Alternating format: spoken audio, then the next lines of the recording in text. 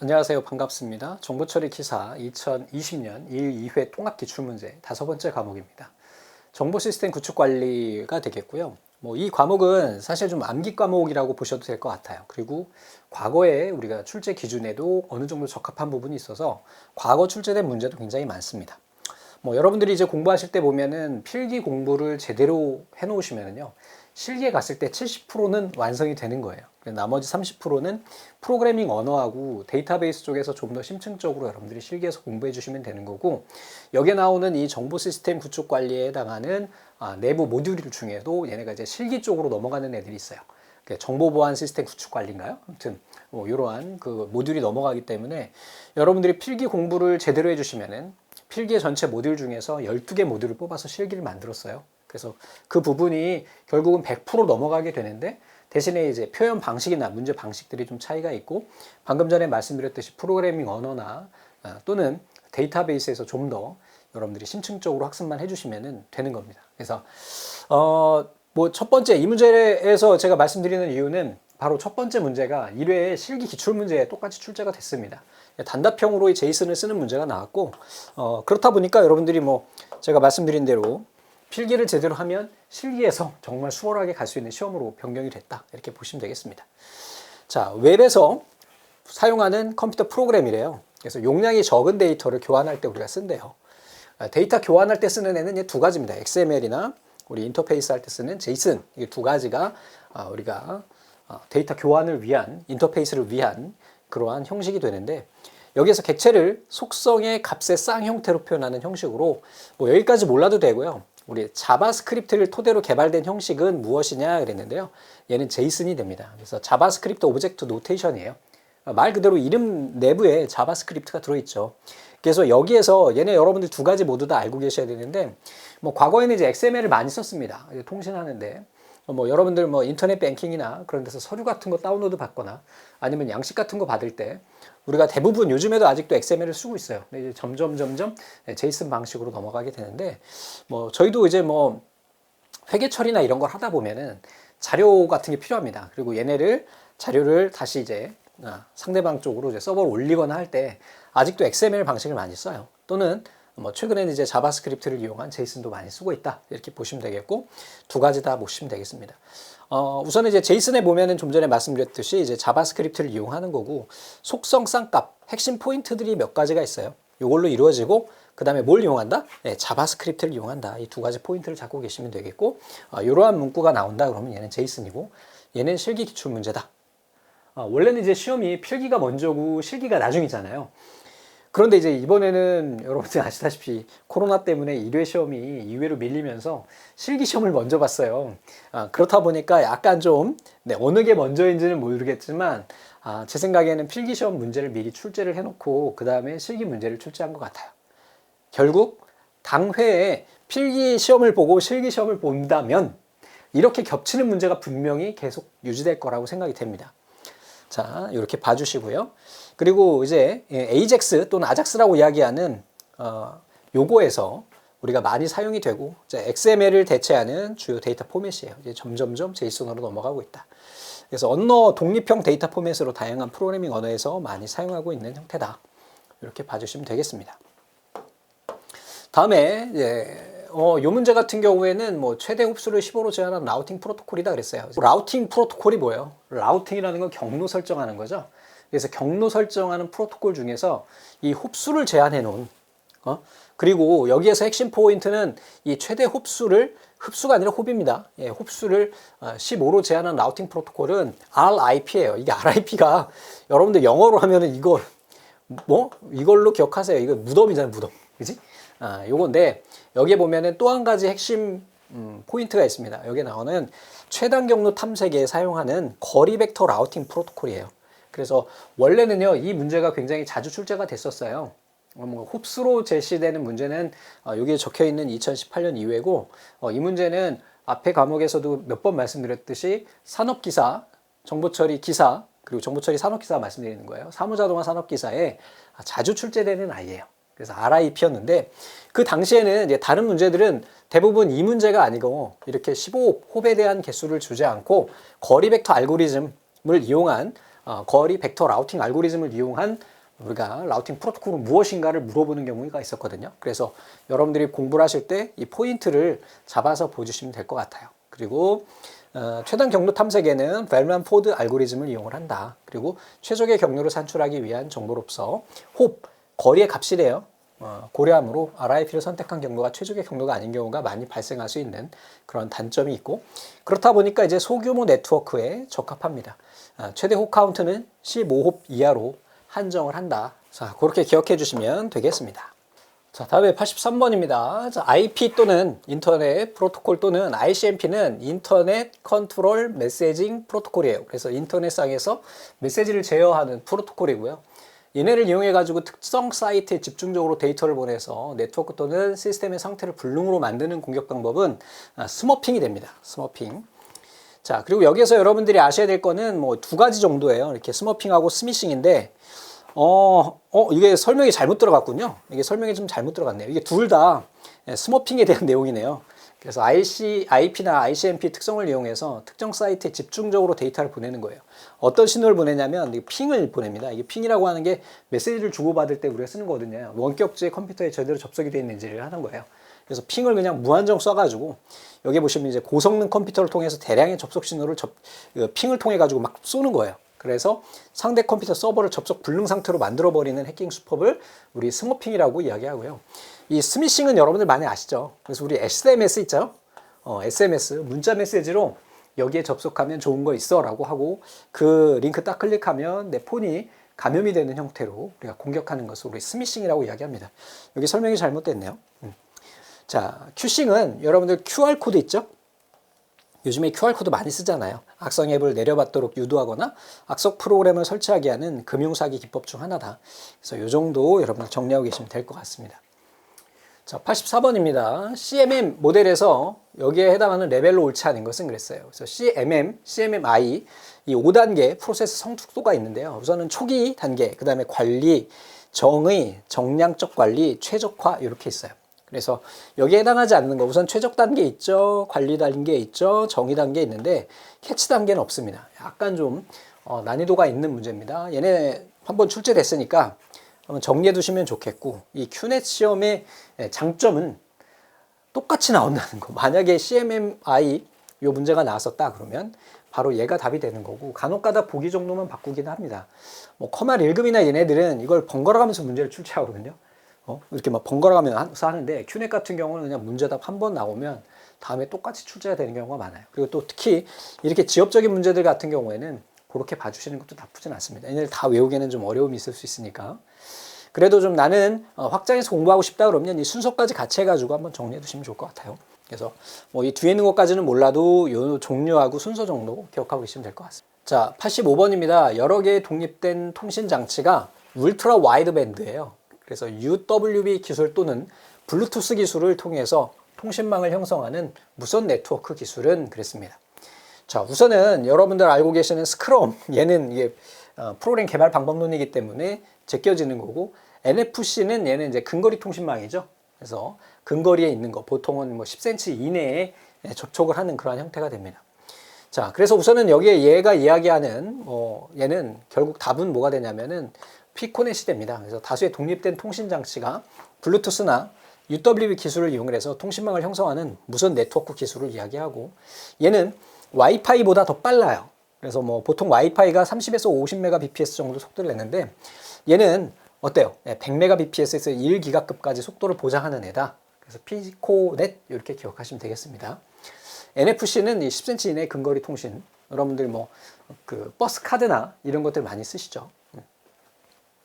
자, 다음에 코코모, 얘도 이제 시험 문제 많이 출제됐던 아이예요. 그래서 코코모 모델 중에서 기관 내부에 개발된 중소규모의 소프트웨어로 일관을 자료 처리나 과학기술 계산용, 비즈니스 자료 처리용으로 5만 라인 이하의, 그래서 우리가 소프트웨어를 개발하는 데 있어서 그 규모에 따라서 얘네 프로젝트 유형을 이렇게 세 가지로 나누게 됩니다. 요거는 또 과거에 시험 문제 여기는 뭐 한 해만 이렇게 적혀 있지만 꽤 많이 출제됐던 아이거든요. 그래서 요거 정리를 좀 하고 계셔야 됩니다. 그래서 우선은 오거닉 모드 같은 경우는 일괄 자료 처리나 과학기술 계산용으로 얘는 몇만 라인? 5만 라인. 다음에 세미 디태치 모드 같은 경우는 얘는 30만 라인이에요. 그리고요, 이 인베디드 모드는 얘는 이제 뭐 운영체제나 이런 것을 개발하는 이제 어떤 30만 라인 이상의 소프트웨어 개발할 때 우리가 인베디드 모드라고 이야기를 합니다. 자, 여기에서 뭐라 그랬냐면 5만 라인 정도라 그랬죠? 그래서 5만 라인이니까 얘는 오거닝 모드가 됩니다. 그래서 요거 꼭 기억하세요. 그래서 코코모 모형이라고 하는 거는 컨스트럭티브 코스트 모델이죠. 그래서 어떤 비용 산정을 하는데 시스템의 구성 모듈과 서브 시스템의 비용 합계를 계산해서 시스템의 총 개발 비용을 산정하는 그런 거예요. 현실적으로 가장 이해하기 쉬운 모형이에요. 왜? 라인 수대로 우리가 얘가 비용이 어느 정도 들어가는지를 우리가 확인할 수가 있으니까요. 그리고 이 코코모 모형의 종류도 몇 번 출제된 적이 있어가지고 제가 따로 좀 정리를 했어요. 그래서 베이직, 인터미디에이트, 디테일 이렇게 세 가지 종류가 있다. 그리고 이 유기적 모드 또는 반결합 모드, 내장 모드 얘네 각각에 해당하는 라인 수를 여러분들이 정리하고 계시면 되겠습니다. 그래서 5만, 3만, 3만 이상 이렇게 여기서는 5만 이하라 했으니까 네, 첫 번째 있는 오거닝 모드가 되는 겁니다. 자, 다음에 87번입니다. 컴퓨터에 사용자의 키보드 움직임을 탐지한대요. 그냥 이걸로 끝난 거죠. 이건 키 로거 어택이라고 이야기합니다. 뭐 다른 거 볼 것도 없어요. 자, 뭐 웜이라고 하는 거는 이제 바이러스가 되는데 점점 확장해 나가면서 감염시키면서 벌레처럼 쫙 퍼져나가는 것을 우리가 웜이라고 이야기를 하고, 좀비 웜도 같은 의미인데요. 얘는 사용자 컴퓨터에 몰래 설치돼 가지고 해커의 명령에 따라서 작동을 해요. 여러분들 좀비 PC라고 하는 거 들어보셨죠? 요걸 이야기하는 겁니다. 대신에 이 좀비 PC에 감염된 이 좀비가 되는 기능 자체도 완전히 감염되는 거예요. 코로나 바이러스 감염되듯이 그냥 매일 열어봤는데 내 PC가 좀비 PC가 된다든지 하는 그런 거죠. 그래서 항상 윈도우즈 업데이트 자주 해주셔야 되고요. 바이러스 검사 지금 하세요. 강의 보시면서. 네, 이렇게 해주시면은 어느 정도 방어는 되니까요. 자, 에로시 기법이에요. 얘도 실기 기출문제입니다. 네, 1회 실기 기출문제에 똑같이 출제가 됐어요. 네, 이 숫자도 안 틀리고 똑같이 출제가 됐고, 이거 계산하는 문제가 출제가 됐어요. 이거는 제가 강의에서 말씀드렸듯이 뭐 다른 기사 시험에서는 항상 적산이라고 하는 견적내는 게 있는데 정보처리 기사에서 쓰는 게 이제 에로시 기법이에요.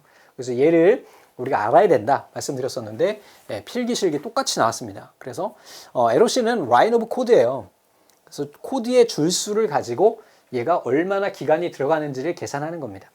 이 표준 공임 단가에 보면은 우리 소프트웨어 개발자의 뭐 초임, 중임, 뭐 고급 개발자 이렇게 개발자 등급이 있고요. 거기에 해당하는 1시간당의 공임이 나와 있어요. 정해져 있습니다. 보통 이제 하루 단위로 이야기하죠. 그래서 뭐 초고급 개발자는 하루에 일당 뭐 30만 원, 뭐 초급 개발자는 뭐 8만 원, 뭐 이렇게 해가지고 하고, 그걸 가지고 이용을 해가지고 얘가 총 며칠을 써야 되는지에 해당하는 것을 계산하는 겁니다. 근데 거기까지는 아니고, 그거는 우리가 이제 매년 바뀌는 어떤 공임이 있으니까, 이거는 라인에 따라서 얼마나 많이 얘네를 개발해야 되느냐, 개발 기간이 얼마나 들 것인지를 우리가 계산을 하게 됩니다. 여기에서 이제 우리가 나오는 거는 개발 기간에 대한 문제가 되는 거고요. 개발 기간은 간단해요. 우리가 지금 총 코딩해야 될 게 5만 라인이죠. 그러면 얘를 뭘로 나눠주면 돼요? 개발자가 코딩할 수 있는 것으로 우리가 나눠주면 되겠죠. 프로그래머가 월 평균 생산성이 200라인이래요. 한 달에 200라인 하는 거예요. 200라인. 그리고 개발에 참여할 프로그래머가요 10명이래요. 그러면 한 달에 우리 총 몇 개 라인을 만들 수 있는 거예요? 네, 2000 라인을 코딩할 수 있는 겁니다. 그죠? 그러면 얘 얼마나 걸릴까요? 한 달에 2000 라인이고 그 다음에 5만 라인이니까 총 나눠보면 25개월이 나오게 되겠죠. 이렇게 됐습니까? 실기시험에도 나왔지만 얘네 공식도 알고 계셔야 돼요. 그래서 예측된 LOC 투입 인원 곱하기 1인당 월 평균 생산 LOC가 되는 거고, 개발 비용은 이제 여기에서 이게 개발 기간이 계산이 됐죠. 그래서 여기에서 우리가 이제 25개월이 나오는 거죠. 그럼 거기에다가 투입 인원이 들어가요. 몇 명이었어요? 우리 저기 10명이죠. 그리고 단위 비용이에요. 1인당 월 평균 인건비가 들어가게 되겠죠. 요거는 이제 보통은 한 달 기준으로 20일을 칩니다. 20일을 치고, 뭐 보통 이제 현실적으로 지금 현재 우리가 보면은 20일로 치고요. 뭐 중급 개발자, 그럼 보통 한 15만 원 정도 받아요. 그러면 총 얼마예요? 이게 300만 원이죠? 그래서 총 300만 원을 우리가 주게 되는 거죠. 그러면은 10명이니까 한 달에 3천만 원이고요. 25개월이니까 곱하면 총 이 5만 라인의 개발을 할 때 필요한 어떤 소요 비용이 계산이 되겠죠. 다음에는 이 소요 비용까지도 계산이 되는 문제가 실기에 꼭 출제가 될 거예요. 얘는 꼭 출제가 될 겁니다. 왜냐? 말씀드렸듯이 다른 뭐 전기기사나 전기공사기사나 뭐 등등등 건축기사도 마찬가지입니다. 이런 어떤 비용 산정하는 게 결국은 이게 중요하거든요. 프로젝트 매니저로서 이 돈이 얼마나 들어가는지를 정확하게 파악하는 게 정말 중요하니까요. 근데 생산성이 뭐 한 달에 200라인이라는 거 이거는 완전 진짜 하급, 네, 하급이에요. 하루 200라인씩 해야지. 그지? 한 달에 200라인이 뭐냐? 그래서 요거는 좀 현실적으로 좀 아닌 것 같고. 자, 다음에 89번입니다. 레일리 노든 곡선의 노력 분포도를 이용한 프로젝트 비용 산정 기법은 그랬는데, 얘도 아주 자주 출제되는 아이예요. 이게 지금 제가 기출문제 적어놓진 않았는데, 이 푸트남 모형하고 이 기능 점수 모형에 대한 것들은 과거에 시험 개정 전에 쭉 꽤 많이 출제됐던 애입니다. 최근에는 없는데 아주 과거 기출문제예요. 이거 우리 지금 요 회차 문제를 보니까 산업기사도 그렇고 아주 옛날에 한 10년 전에 나왔던 문제들이 나오더라고요. 그래서 여기 나오는 레일리 노든이에요. 레일리 노든. 요거는 바로 이제 푸트남 모델이다. 이렇게 보시면 되겠습니다. 분포도를 이용하여 소프트웨어 생명주기의 각 과정에 사용될 노력의 분포도를 가정해주는 모형이다.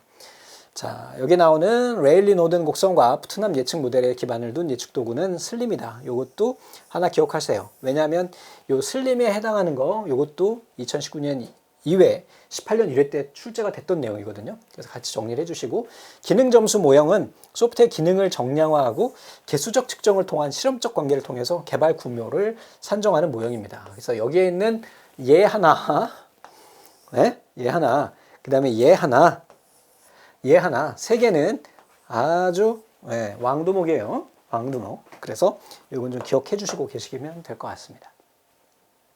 다음에 이제 소인수 분해 문제를 이용을 해서 공개키 암호화 기법에 널리 사용되는 암호화 기법은 그랬어요.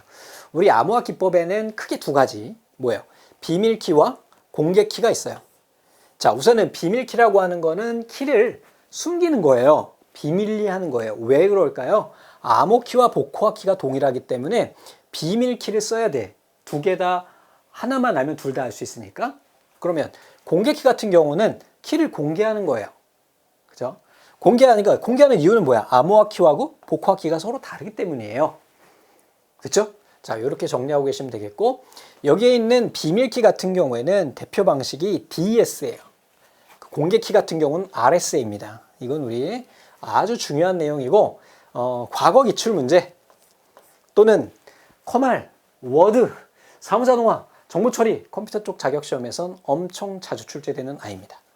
얘는. 자, 그리고 RSA, 이거는 이제 교수님이에요. 리베스트, 샤마이어, 알드맨, 이렇게 세 분이 모여가지고 만들어 놓은 암호화 기법이고, 얘는 암호화할 때는 하나의 키를 사용하고 해독 과정에서 또 다른 키를 이용을 해요. 그래서 얘는 공개키 암호화 기법. 얘를 다른 말로 뭐예요? 두 개가 서로 다르니까 비대칭키다라고도 이야기를 해요. 얘는 두 개가 같으니까 대칭키라고도 이야기를 해요. 요거 이렇게 되는 거고, 그리고 소인수 분해 문제를 이용을 해가지고 대표적인 공개키 암호화 기법이다. 막내의 각 단말 시스템은 수신될 메시지를 암호화와 해독을 사용될 키의 쌍을 생성한다. 암호화는 공개키를 사용하고 복호화는 개인키를 사용한다. 이렇게 우리가 봐주시면 되겠습니다. 다음에 프로토타입을 지속적으로 발전시켜서 최종 소프트웨어 개발까지 이르는 개발 방법론으로, 이거는 위험 관리가 중심인 소프트웨어 생명주기는 뭐예요? 나선형이죠, 나선형. 이거 기억나시죠? 이렇게 생긴 거죠. 그래서 위험 관리를 통해 가지고 위험 관리를 통해서 계속 반복해서 점진적으로 우리가 소프트웨어 개발을 해나가는 것을 우리가 나선형이라고 이야기하고, 뭐 2014년 1회만 나왔는데 산업기사에서도 꽤 많이 출제되는 아이예요. 얘는 제가 예전에 이제 강의할 때 강용 선생님이 하시기 전에 제가 이제 정보처리 기사 할 때는 정말 빠지지 않고 출제됐던 애고, 마찬가지 기사산업기사 사무자동화에도 엄청 잘 출제되는 아이입니다. 그래서 이거 나선형 모델 기억하시고요. 오늘 뭐 폭포수 모델이 뒤에 있어요. 그래서 두 가지는 기억하시고, 좀 전에 우리 그 기능 점수에 대한 거 있었잖아요. 그래서 여기 보기에 해당하는 건 다 중요한 아이네요.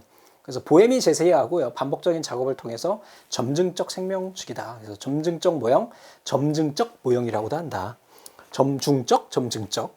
개발 단계는 계획 수립, 이것도 기억하세요. 위험 분석, 공학적 개발, 고객 평가, 이렇게 이 단계를 거쳐서 우리가 진행이 된다. 나중에 실기에 가면 나올 겁니다, 얘는. 자, 장점은 위험 분석 단계에서 기술과 관리의 위험 요소들을 하나씩 제거해 나감으로써 완성도 높은 소프트웨어를 개발 가능하다. 그래서 비용이나 시간이 많이 소요되는 대규모 프로젝트나 큰 시스템 구축에 유리하다. 단점으로는 이제 위험 분석 단계에서 발견 못한 위험 요소로 인한 문제가 발생할 수 있고, 적용 경험이나 성공 사례가 많지 않다. 근데 지금은 이제 또 많죠. 이게 옛날 얘기고 폭포 수명이에요. 그래서 이것도 마찬가지로 보엠 형님이 우리가 제시했고, 고전적인 건데 폭포수가 어때요? 위에서 한번 떨어지면 끝이죠. 그래서 순차적으로 쭉 그냥 고속도로예요. 돌아올 수 없어. 그냥 쭉 가는 걸 우리가 이야기합니다. 그래서 뭐 여기에 이제 폭포수에 해당하는 이 순서도 몇 번 출제된 적이 있어요. 그래서 순차적 모델이라고도 이야기하죠. 타당성 검사, 계획, 요구 분석, 설계, 구현, 시험, 운용, 유지 보수, 이렇게 쭉 가는 거고, 뒤에 문제가 있습니다.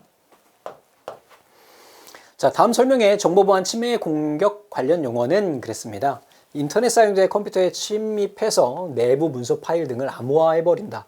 이거 몇 년 전에 굉장히 이슈화 됐었던 내용이죠. 뭐예요? 랜섬웨어. 사용자가 열지 못하게 하는 거예요. 비밀번호를 넣어라. 비밀번호를 알려면 돈을 비트코인으로 뭐 100만 원 만들어서 줘라. 이런 거죠. 그래서 이 랜섬웨어 기억하시면 되겠고, 이 트로잔 홀스는 뭐야? 이게 뭐라고 해야지 이걸? 트로이 목마. 그리고 스미싱 우리 앞에서 봤고, 그래서 C브레인은 MS-DOS용 컴퓨터 바이러스예요. C브레인이라고 하는 바이러스인데, 이거는 언제적 얘기야? 20년 전 얘기예요? 30년 전 얘기예요? 그래서 이것도 기억하고 계시면 되겠습니다.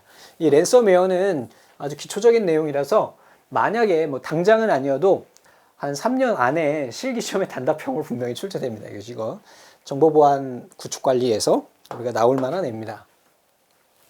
자, 백도어가 뭐예요? 백도어는 시스템에 뒤에 조그만 구멍이에요. 이걸 왜 하냐면 우리 개발자들이 이 시스템 유지 보수를 위해서 백도어로 만들어 놓거든요.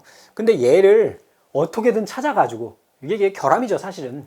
얘를 찾아가지고 공격하는 것을 우리 이제 이야기합니다. 그래서 백도어라고 하는 거는 뒷구멍, 뒷구멍을 하나 만들어 놔요, 개발자들이. 자, 요거 탐지 방법이 있는데요. 우선 무결성 검사, 로그 분석, 세트 UID, 그 다음에 현재 동작 중인 프로세스 열린 포트, 바이러스 백도어, 이렇게 됐는데, 이게 뭐야? 닫힌 포트를 확인할 필요는 없죠. 이게 인터넷에서 해킹 공격을 막기 위해서 우리가 포트가 있습니다. 뭐 도메인이 있으면 뭐 뒤에 보면 렐럼 포트라 해서 뭐 80번 또는 뭐 21번 뭐 이렇게 붙잖아요. 여러분들이 이제 HTTP라고 한다면 80이고 FTP는 21번이고 그렇잖아요. 이게 웰럼 포트가 열려 있어야지만이 이거 어디서 포트를 열어요? 라우터에서 보통 포트를 막을 수가 있습니다. 그래서 이거를 이렇게 열어놓고 쓰게 되는데 80 포트를 막아버리면요, 여러분들 인터넷 HTTP가 안 돼요. 뭐 그런 거야. 그럼 백도어 탐지하는데 포트가 닫혀놓거든요. 나머지 보통은 뭐 이게 0부터 시작해가지고 65,000 포트까지 쭉 있는데 그 중에 쓰는 거는 많지 않거든요. 그 나머지를 오픈해 놓게 되면은 이게 이제 보안 취약점에 해당해요. 그래서 필요 없는 것들, 얘네들은 열어야 되겠지만 잘 쓰지 않는 애들은 닫아 놓습니다. 그 닫힌 포트는 어떻게든 접속이 안 돼요. 그쵸? 그런 거 확인할 방법이 없죠. 확인할 필요도 없고. 그죠? 그래서 열린 포트를 확인하는 겁니다. 자, 다음에 94번. 메모리상에서 프로그램 복귀 주소와 변수 사이에 특정 값을 저장해 두었다가 그 값이 변경되었을 경우에 오버플로우 상태로 가정하여 프로그램을 실행을 중단하는 기술은 그랬는데, 이 오버플로우라고 하는 게 넘치는 거죠. 우리 보통 이제 오버플로우 한다 그러면 스택을 이야기합니다. 스택이라고 하는 건 어떻게 생겼냐면 이게 그릇이에요. 얘는 뭐야? first in, last out 방식이에요. 그래서 A라고 하는 특정 값을 저장을 하는 거예요. 또 두 번째 B라고 하는 애를 저장하고 또 C라고 하는 애를 저장하는데 넘쳐버린 거야. 그죠? 만약에 저장해 두었다가 그 값이 변경됐을 경우에 오버플로우로 이게 그냥 넘친 형태로 우리가 만들어가지고 프로그램을 중단하는 것을 우리 스택 가드라고 이야기합니다. 그래서 메모리상에서 프로그램의 복귀 주소와 변수 사이에 특정 값을 저장해 두었다가 그 값이 변경됐을 경우에 오버플로우 상태로 가정하고 프로그램 실행을 중단하는 것을 이야기한다. 자, 시스로그는 리눅스에서 다양한 이벤트 로그 파일에 기록하는 것을 이야기해요. 리눅스 형태의 시스템에서 로그 파일을 이야기합니다. 시스템 로그의 약자거든요. 자, 95번입니다. 소프트웨어 개발 프레임워크를 적용할 경우 기대 효과와 거리가 먼 것은 그랬어요. 이건 뭐 부정적인 것만 찾으면 돼요. 그죠? 품질 보증할 수 있고 용이하고요. 변경도 용이해요. 시스템 복잡도도 단순해집니다. 프레임워크를 쓰는 이유는 뭐예요? 정형화되어 있기 때문에 얘는 개발하기가 편하고요. 응용할 수도 있고 또 쓰기도 편해요. 그죠? 그리고 시스템이 복잡도도 굉장히 단순해집니다. 그래서 소프트웨어 개발 프로그램 적용 시 장점들 한번 쭉 보면 되겠죠. 그래서 개발 용이성, 운영 용이성, 복잡도의 감소, 개발 코드의 최소화, 이식성, 변경 용이성, 품질 보증, 설계와 코드의 재사용성 이렇게 되고 같은 프레임워크를 사용하는 어떤 커뮤니티를 이룰 수 있는 것까지도 우리가 장점으로 볼 수 있겠네요. 자, 시스템 내의 정보는 오직 인가된 사용자에게만 수정할 수 있는 보안 요소는 그랬습니다. 이 정보 보안의 3요소도 굉장히 중요한데 정보 처리에는 출제된 적은 없는데 사무자동화에서 자주 출제가 됩니다. 그래서 무결성, 기밀성, 가용성 이렇게 되는 거예요. 우선은 무결성은 시스템 내의 정보는 오직 인가된 사용자만 사용하는 거예요. 인가되지 않은 사용자가 쓰면 무결성이 해쳐지는 거고, 기밀성은요, 인가되지 않은 사용자가 정보의 내용을 알거나 이렇게 하면 안 되는 거니까 기밀성이 있어야 되겠고, 가용성은 시스템 또는 정보에 대한 접근과 사용이 요구 시점에 완전하게 일어나야 되는 거야. 정당한 권리를 가지고 접속을 했을 때 그 시스템을 사용할 수 있어야 된다는 걸 이야기합니다. 그래서 이 정보 보안의 3요소 중요해요. 얘는 또 출제될 겁니다. 자, 다음이 설명하는 용어로 옳지 않은 것은 그랬습니다. 자, 오픈소스를 기반으로 한 분산형 컴퓨팅 플랫폼이다. 일반 PC급 컴퓨터로 가상화된 대형 스토리지를 형성하였고 다양한 소스를 통해서 생성된 빅데이터를 효율적으로, 이건 하둡이죠. 이 하둡이라고 하는 게 여러분들 기억하시면은 뭐가 있을까요? 기억나는 게 있어요? 하둡? 워낙 유명한 거라서. 코끼리, 그죠? 요거 이제 그 창안한 사람, 젊어요. 아직도 젊고. 이분이 이 하둡이라고 하는 이름이 어디서 나왔다 그랬죠? 네, 자기 아들내미가 가지고 놀고 있는 그 코끼리 인형 이름이 하둡이에요. 그래서 이제 이렇게 된 거고. 그 다음에 여기 나오는 이 비컨이나 이게 맵리스터, 얘네들 두 가지 모두 다 알고 계시면 좋겠어요. 맵리스터는 제가 정확하게 기억은 아닌데 이게 과거 실기 기출문제에 단답형으로 출제됐던 적이 있었던 것 같아요. 맵리스터라는 게. 하둡도 뭐 워낙 자주 나오니까 이게 필기 시험에서도 나왔었고. 그래서 맵리스터는 메모리와 레지스터의 합성어예요. 이게 꽤 오래전에 출제됐던 것 같아요. 그리고 전류의 흐름과 시간의 변화에 따라서 저항의 강도가 바뀌는 새로운 전기 소자로 이전의 상태를 모두 기억하는 메모리를 우리 맵리스터라고 한다. 그 다음에 이제 비컨은 블루투스 4.0 프로토콜을 기반의 근거리 통신 장치예요. 최대 70m 이내 장치들과 통신할 수가 있대요. 비컨.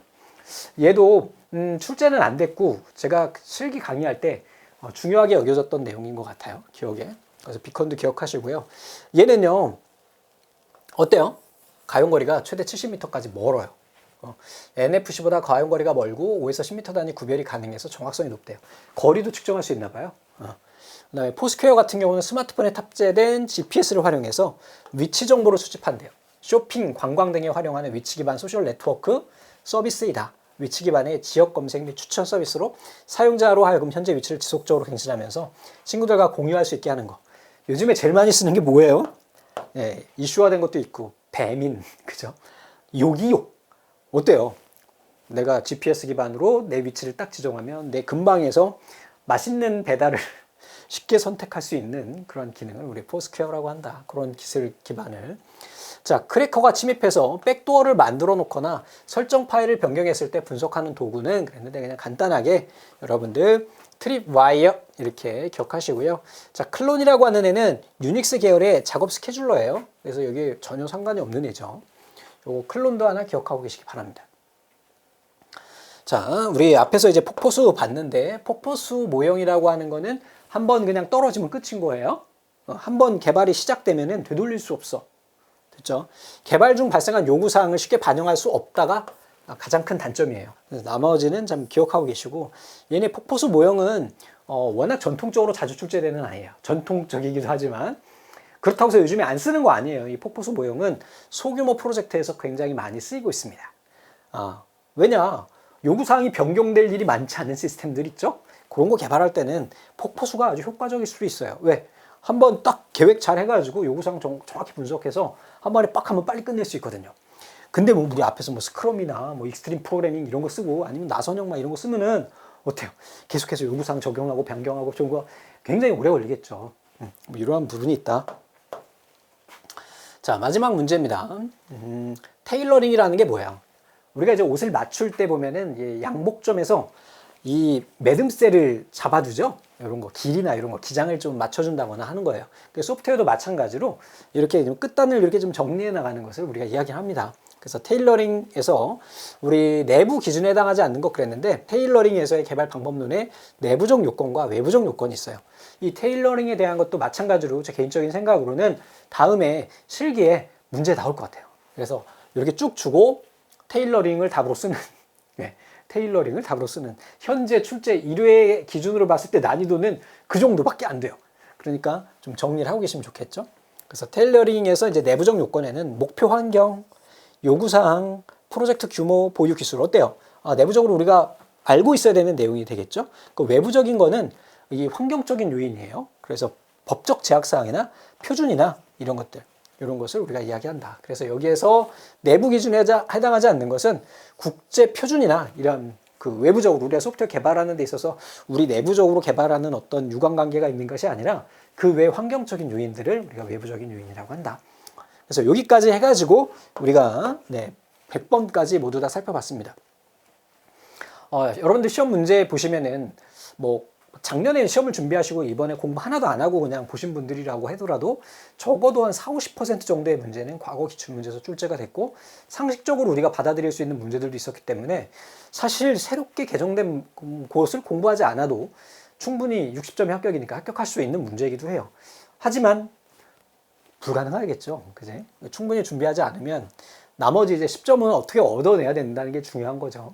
그래서 개정된 내용들에 대해서 여러분들이 좀 충실히 공부해 주시고 오늘 우리가 살펴본 이 전체적인 100개 문제 뭐 제가 본 60문제와 강영 선생님이 보신 40문제 얘네들을 기반으로 해서 계속해서 조금씩 변경이 되기는 하지만 여기에서 크게 달라지진 않습니다. 그래서 여러분들이 시험 문제 스타일 보시고 이 정도 범위에서 나오는구나. 너무 지엽적인 문제들은 잘 출제가 되지 않는구나. 몇 문제 지엽적인 문제가 있지만 걔네들은 그냥 과감히 패스해도 되겠구나. 왜? 기껏해야 3문제, 4문제인데 그 3개, 4개를 포기하고 나머지 20개를 얻는 게 낫습니다. 무슨 얘기인지 아시겠죠? 네. 그래서 공부를 너무 세밀하고 디테일하게 공부하시면 너무 힘들고 지쳐버리니까 우선 큰 그림을 그리시고 그 큰 그림이 모두 그려졌다 그러면 거기에다 나뭇잎도 그리고 색깔도 칠하고 하는 겁니다. 아셨죠? 급하실 때는 뭐라고요? 가지부터 그리라고요. 가지부터. 나무 가지부터 그리시고 공부를 해 나가시면 될 것 같습니다. 자, 긴 시간 고생하셨습니다. 감사합니다.